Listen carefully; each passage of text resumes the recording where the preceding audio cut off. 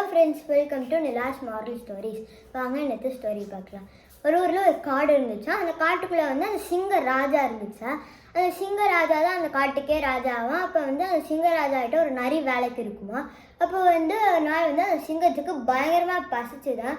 அப்புறம் உடனே அந்த சிங்கம் வந்து அந்த நரியை கூப்பிட்டு, நரி எனக்கு ரொம்ப பசிக்குது, எல்லாம் மிருகத்தை போய் பிடிச்சிட்டு வா அப்படின்னு சொல்லிச்சா. உடனே அந்த நரி வந்து சரிங்க சிங்கராஜா அப்படின்னு சொல்லிட்டு காட்டுக்குள்ளே போச்சான். அப்போ வந்து ஒரு கழுதையை பார்த்துச்சான். உடனே அந்த நரி இருந்துட்டு அந்த கழுதைகிட்ட போய், கழுதை, சிங்கராஜா வந்து உன்னை அரசராக்கிறதுக்கு கூப்பிடுறாரு அப்படின்னு சொல்லிச்சான். உடனே அந்த கழுதை இருந்துட்டு அப்படியா அப்படின்னு சொல்லிட்டு அந்த நரி பின்னாடியே போச்சான். சிங்கராஜா கிட்ட போச்சான். அப்புறம் வந்து சிங்கராஜா கிட்ட போனோன்னா அந்த சிங்கம் வந்து டக்குன்னு அந்த கழுதை மேலே பாஞ்சு அந்த கழுதையோட கால் பிச்சை எடுத்துருச்சான்.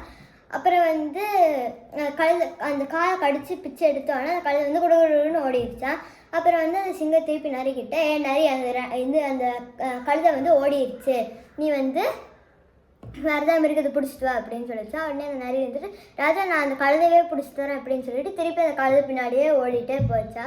கழுதை பின்னாடி ஓடிட்டே போய் டக்குன்னு அந்த கழுதைகிட்ட போய் சொல்லிச்சா, என்னென்னா, கழுதையே, அந்த ராஜா வந்து கிரீடத்தை உன் தலையில் வைக்கணும்ல, அப்போ உன் காது இருந்துச்சுன்னா இடைஞ்சலாக இருக்கும், அதனால தான் ராஜா வந்து உன் காதை கடிச்சார் அப்படின்னு சொல்லிச்சா. உடனே அந்த கழுதை வந்துட்டு அப்படியா அப்படின்னு சொல்லிட்டு திருப்பி கூடவே போச்சான். திருப்பி கூடவே போனோன்னே சிங்கராஜா கிட்ட போனோன்னே டக்குன்னு அந்த சிங்கம் வந்து அந்த கழுதையோட வாழை பிடிச்சி கடிச்சு எடுத்துருச்சான். அப்புறம் திருப்பி அந்த திருப்பி அந்த கழுதை வந்து குடுகுடுன்னு ஓடிடுச்சான். அதனால நரி திருப்பி பின்னாடி துரத்திக்கிட்டே போச்சான்.